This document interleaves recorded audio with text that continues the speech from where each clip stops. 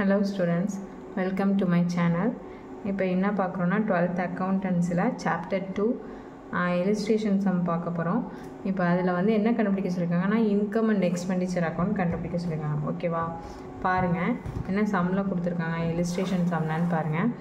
From the following receipts and payment account of Ooty Recreation Club, prepare income and expenditure account for the year ended 31/3/2018. இப்போ income and expenditure account கண்டுபிடிக்க அவங்க receipts and payments accounts கொடுத்துருப்பாங்க. இதுலேருந்து தான் நம்ம வந்து என்ன பண்ணணும்னா இன்கம் அண்ட் எக்ஸ்பெண்டிச்சர் கண்டுபிடிக்கணும். ஓகேவா, சம் இன்ஃபர்மேஷன்லாம் கொடுத்துருப்பாங்க. அதுக்கு முன்னாடி இன்கம் அண்ட் எக்ஸ்பெண்டிச்சரோட நம்ம ஃபார்மேட் பார்ப்போம். பாருங்கள், ஃபார்மேட் பாருங்கள்.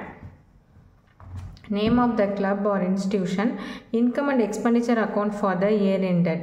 இந்த சைடு டெபிட் சைடு என்ன போட்டிருக்காங்க, எக்ஸ்பெண்டிச்சர் போட்டிருக்காங்க. இந்த சைடு இன்கம் போட்டிருக்காங்க. எதெல்லாம் எக்ஸ்பெண்டிச்சர் சைடு வரும் அப்படின்னு பார்த்தீங்கன்னா salaries, charities, rent, donation paid, stationery, loss on sale of asset, depreciation, இது எல்லாமே எக்ஸ்பெண்டிச்சர் சைடு வரும். அதாவது நம்ம ரெசிப்ட்ஸ் அண்ட் பேமெண்ட் கொடுத்தா இன்கம் அண்ட் எக்ஸ்பெண்டிச்சர் அக்கௌண்ட் போடுவோம். இப்போ பேமெண்ட் சைடு என்னென்னலாம் இருக்கோ அதெல்லாம் வந்து என்ன பண்ணணும், எக்ஸ்பெண்டிச்சர் சைடு வரும். அதே மாதிரி ரெசிப்ட் சைடு எதெல்லாம் இருக்கோ அதெல்லாம் வந்து எந்த சைடு வரும், இன்கம் சைடு வரும். Subscription, donation received, admission fees received, grant received, rent received, interest received, next profit இருந்தால் ப்ராஃபிட் போட்டு நீங்கள் எந்த சைடு அதிகமாக, இந்த சைடு டோட்டல் அதிகமாக வந்துச்சு அப்படின்னா, டோட்டல் அதிகமாக வந்து இந்த சைடு கம்மியாக வந்துச்சுன்னா அதை சர்ப்ளஸ்ன்னு நேம் கொடுப்போம். Excess of income over expenditure அப்படின்னு சொல்லிட்டு ப்ராக்கெட்டில் நோட் பண்ணுவோம். அதே மாதிரி இந்த சைடு கம்மியாக வந்துச்சு அப்படின்னா excess of expenditure over income, அதை வந்து நேம் வந்து டெஃபிசிட் அப்படின்னு கொடுப்போம். ஓகேவா, இப்போ இது ஃபார்மேட். அப்போ எந்த நம்ம வந்து ஏற்கனவே ரெசிப்ட்ஸ் அண்ட் பேமெண்ட்ஸ் கொடுத்தா நம்ம போட போகிறோம். பட் எதெல்லாம் வந்து வராது அப்படின்னு பார்த்தீங்கன்னா ஏற்கனவே கொடுத்தது ரெவென்யூ ரெசிப்ட் மட்டும்தான் வரும், கேபிட்டல் ரெசிப்ட் வராது. ஓகேவா, என்ன ரெவென்யூ ரெசிப்ட்னா என்ன, கேபிட்டல் ரெசிப்ட்னா என்ன அப்படின்னு பார்த்தீங்கன்னா இந்த ரெவென்யூ ரெசிப்ட்டுங்கிறது அடிக்கடி பண்ணுறது. ஓகேவா, அது எல்லாமே வந்து நம்ம அக்கௌண்ட்டில் எடுத்துக்குவோம் இன்கம் அண்ட் எக்ஸ்பெண்டிச்சரில்.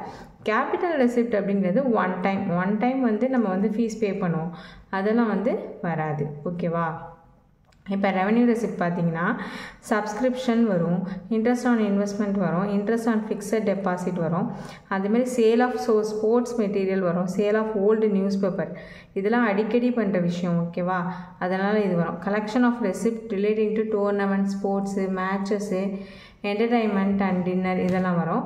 இது கேபிட்டல் ரெசிப்ட்னு பார்த்தீங்கன்னா லைஃப் மெம்பர்ஷிப், அப்போ ஜாயின் பண்ணுறதுக்காக நம்ம ஒன் டைம் தான் ஃபீஸ் பே பண்ணுவோம், அதெல்லாம் வராது. லீகசிஸ் வராது, எதுவும் டொனேஷன் பே பண்ணியிருந்தால் அதெல்லாம் வராது.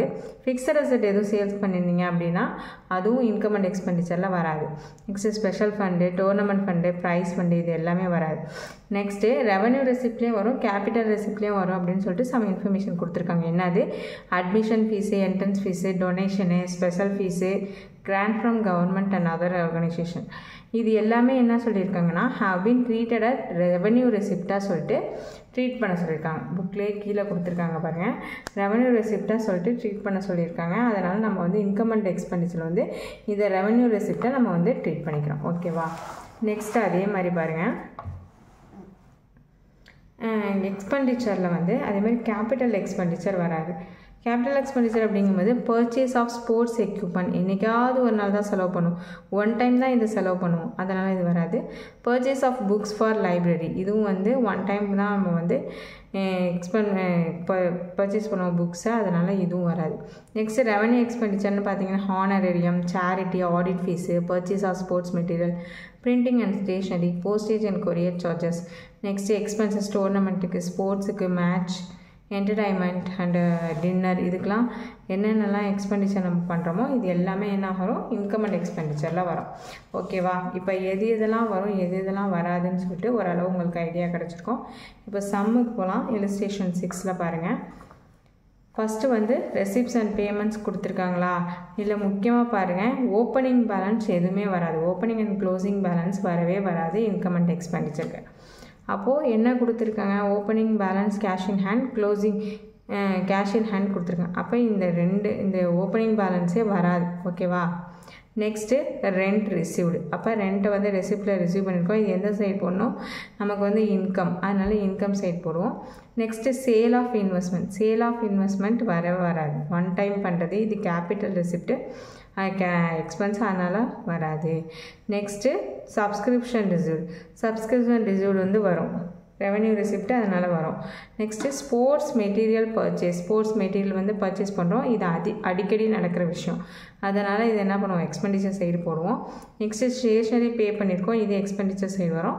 நெக்ஸ்ட்டு இப்போ கம்ப்யூட்டர் பர்ச்சேஸ், ஒரு ஃபிக்ஸட் அசெட்டை பர்ச்சேஸ் பண்ணியிருக்கோம், ஒன் டைம் தான் பர்ச்சேஸ் பண்ணுவோம், அதனால் இது வந்து ரெவன்யூ ரெசிப்ட் கிடையாது, கேபிட்டல் ரெசிப்ட், அதனால் இது வந்து வராது.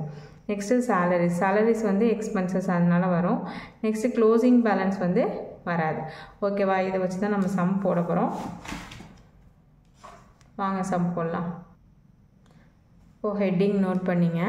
ஃபஸ்ட்டு இல்லுஸ்ட்ரேஷன் 6, அதே மாதிரி அக்கௌண்ட்ஸ் நோட்டில் இந்த சைடு டெபிட் போட்டுங்க, கிரெடிட் சைடு கிரெடிட் போட்டுங்க. ஓகேவா, income and expenditure account of Ooty recreation club for the year ended 31/3/2018 போட்டுங்க. டெபிட் சைடு வந்து எக்ஸ்பெண்டிச்சர் ருபீஸ், அதே மாதிரி கிரெடிட் சைடு வந்து இன்கம் ருபீஸ் போட்டுங்க. ஹெட்டிங் வந்து மறந்துடாமல் போட்டிங்க. அதே மாதிரி டெபிட் சைடு எழுதலாம் 2 போட்டு தான் எழுதணும். கிரெடிட் சைடு எழுதும் போது என்ன பண்ணணும்னா பை போட்டு தான் எழுதணும். அப்போது இன்கம் சைடு, எக்ஸ்பெண்டிச்சர் சைடு என்னென்னலாம் இருக்குது அப்படின்னு சொல்லிட்டு பார்ப்போம். எக்ஸ்பெண்டிச்சர் சைடு எதெல்லாம் எழுதணும் அப்படின்னு பாருங்கள்.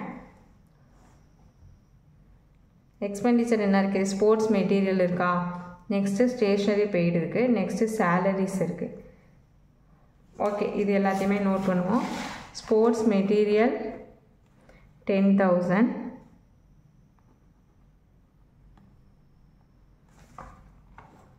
ஸ்டேஷ்னரி 7,000,